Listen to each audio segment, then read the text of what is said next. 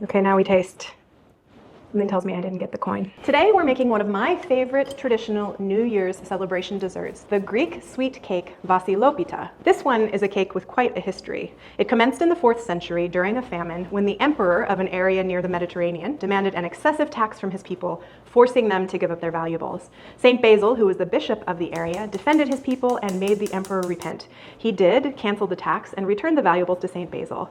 Saint Basil then baked them into loaves of bread and distributed them back to the people, and somehow, miraculously, each person received their own valuables back. So to commemorate this miracle, people bake Vasilopita on Saint Basil's feast day, which is January 1st. It's often made with a hidden coin, the recipient of which is said to receive good fortune throughout the year. I'm going to show you how to make my favorite version today. Happy almost New Year! I'm stoked to be making my favorite New Year's celebration dessert, the Greek cake Vasilopita. This is a pretty traditional cake recipe, but what's special about this cake is the flavor profile. I'm going to bump it up with some orange zest, juice, and a little bit of cointreau. Who doesn't like a boozy cake on New Year's? And then I'm also adding some almond extract and a little bit of cardamom. These flavors work really well together, and this one is definitely a crowd pleaser. No real special tools or equipment for this one today. I am using a stand mixer, but you can actually do everything by hand. And then I have a 10-inch round cake pan. It has been greased with a piece of parchment in the bottom. The only other special tool or equipment that I have on my bench is a paper stencil and a coin that I've run through my dishwasher, as well as a tiny little piece of aluminum foil to wrap the coin in. We're gonna hide that coin in the cake, and the recipient of it will receive good fortune throughout the year.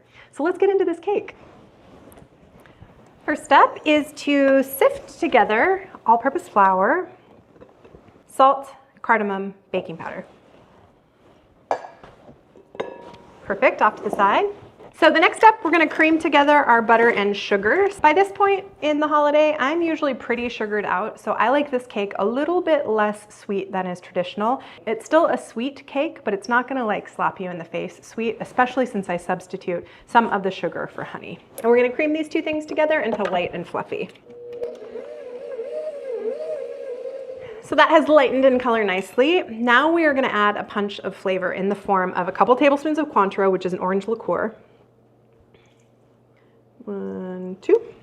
A couple tablespoons of orange juice and a tablespoon, a full packed tablespoon of zest, and a little bit of almond extract. This is very strong, so go easy. I like about a teaspoon. Immediately smells super almondy, and we're gonna give that a mix. Okay, that is well combined. Now we're gonna add 6 eggs, one at a time, mixing thoroughly in between.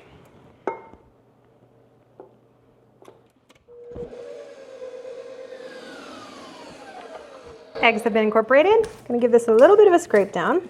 So now we're gonna add the remaining wet ingredient and the dry ingredients alternating, starting with a little bit of the dry.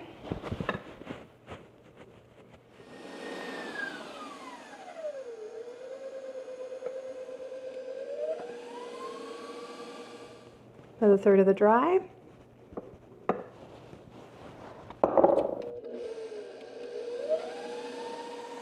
Rest of the wet.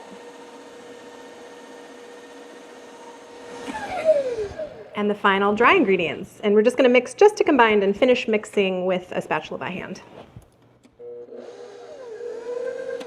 Okay, that's just combined.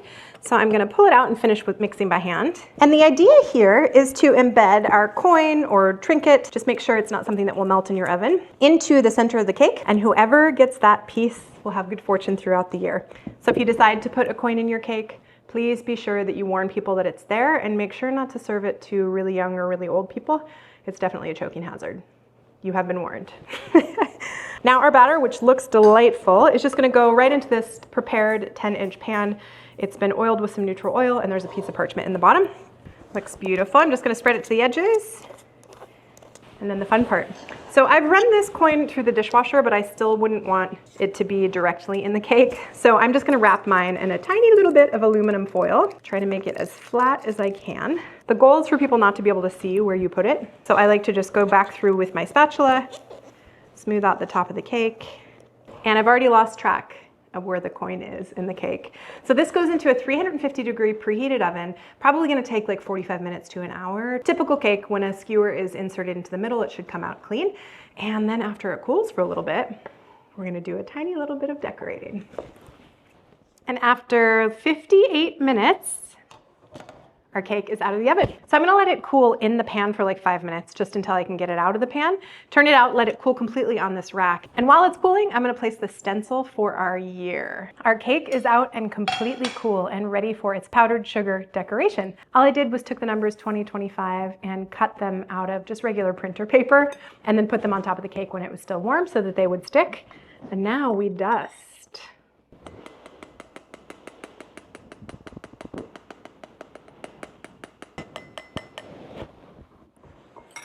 And there we have it, ready to cut. It's worth mentioning that there is a very traditional way to cut this, especially when it's done in ritual by a Greek Orthodox priest. I am none of those things, clearly not a priest, and also not Greek Orthodox. So I'm going to just cut a slice and hope for the coin.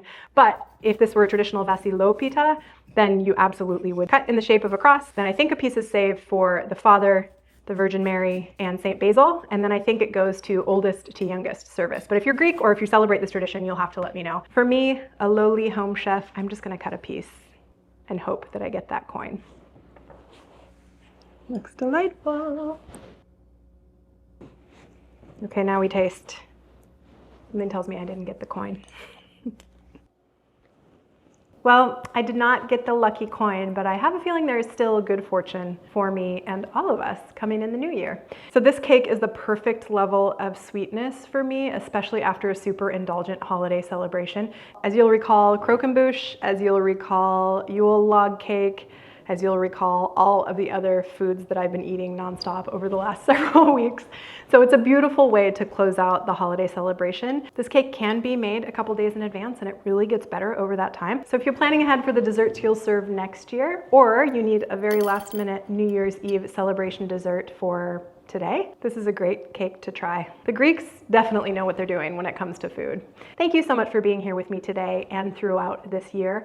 I really appreciate it when you spend your time with me. If you liked this video, please give it a like. Please let me know in the comments down below if you ever made this or if it's on your roster to make this year.